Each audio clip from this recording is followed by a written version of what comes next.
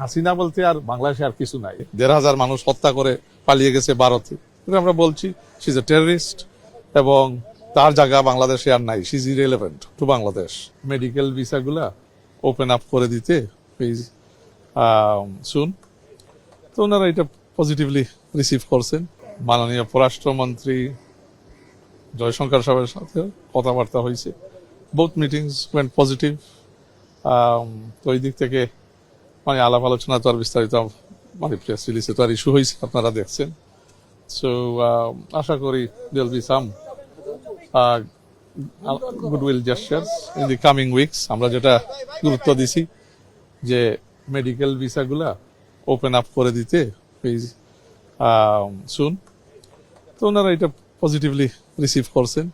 তো medical visa, ব্যবসায়িক visa যাতে ওপেন আপ হয়। স্বাভাবিকভাবে এই টেররিস্ট ওখান থেকে 1,500 মানুষ হত্যা করে পালিয়ে গেছে ভারতে, আমরা বলছি শি ইজ এ টেররিস্ট এবং তার জায়গা বাংলাদেশে আর নাই। She is irrelevant to Bangladesh.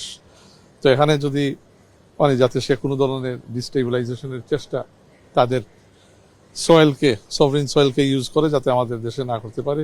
Awami League, Hasina বলতে আর বাংলাদেশে আর কিছু নাই। পিপুল হ্যাভ মুভড অন। হ্যাঁ, ফেরত হওয়ার ব্যাপারে তো আমরা তুলছি তো জুডিশিয়াল প্রসেসে আমরা এটা এগোচ্ছি, আমরা চাবো। So yes, it has been discussed.